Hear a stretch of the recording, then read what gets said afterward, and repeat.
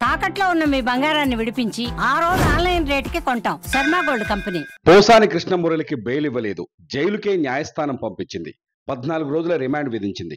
హైదరాబాద్లో బుధవారం రాత్రి అరెస్టు చేసిన పోలీసులు గురువారం ఉదయం అన్నమయ్య జిల్లా ఓబులవారిపల్లె పోలీస్ స్టేషన్కు తరలించారు. 8 గంటలు విచారించిన పోలీసులు పోసానికి వైద్య పరీక్షలు నిర్వహించిన అనంతరం రాత్రి 9 గంటల 30 నిమిషాలకు railway Koduru junior civil judge కోర్టులో హాజరుపరిచారు.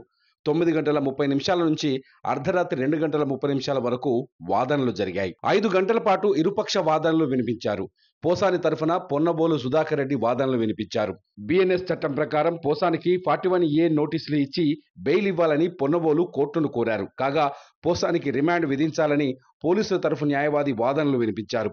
ఇరువైపుల వాదనలు విన్న మెజిస్ట్రేట్ పోసానికి 14 రోజుల వరకు రిమాండ్ విధిస్తూ తీర్పునిచ్చారు. దీంతో కడప సెంట్రల్ జైలుకు పోసానిని తరలించారు. మార్చి 12 వరకు పోసాని జైల్లో ఉండనున్నారు.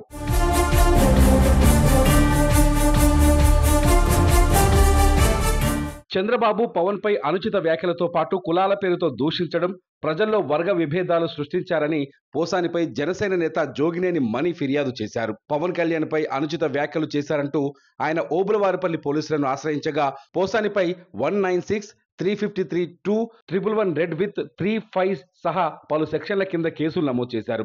ఇక పోలీసులు ఈ నెల 26న మహాశివరాత్రి రోజు హైదరాబాద్లోని ఆయన నివాసంలో ఆయన్ని అరెస్టు చేసి ఓబులవారిపల్లె పోలీస్ స్టేషన్కు తీసుకొచ్చారు.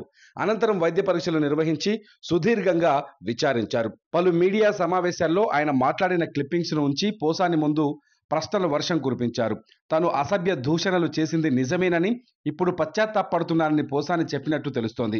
విచారణ అనంతరం న్యాయస్థానానికి తీసుకెళ్లారు. పోసానిపై మొత్తం రాష్ట్ర వ్యాప్తంగా 14 కేసులున్నాయి. ఇటీవల పాలకొండ పిఎస్లో నమోదైన ఓ కేసులో ఈ నెల 12న విచారణకు హాజరు కావాలని నోటీసులు ఇవ్వగా పోసాని పట్టించుకోలేదని తెలుస్తోంది. కానీ తాజా కేసులో పోలీసులు నేరుగా వెళ్లి అరెస్టు చేయడం, విచారించడం, న్యాయస్థానం రిమాండ్ విధించడం చకచకా జరిగిపోయాయి. పోసాని ఎపిసోడ్తో మరోసారి రాజకీయం రసవత్తరంగా మారింది. ప్రభుత్వం వైసీపీ మధ్య మాటల యుద్ధం కొనసాగింది. రెడ్ రాజ్యాంగం నడుస్తుందని వైసీపీ విమర్శలు చేస్తే తప్పు చేసిన వారిని వదిలిపెట్టే అవకాశం లేదని కూటమి నేతలు కౌంటర్ ఇస్తున్నారు. వైసీపీ నేతలు వరుస అరెస్టుల నేపథ్యంలో పోసాని తర్వాత ఎవరు అనే చర్చ రాష్ట్రంలో మొదలైంది.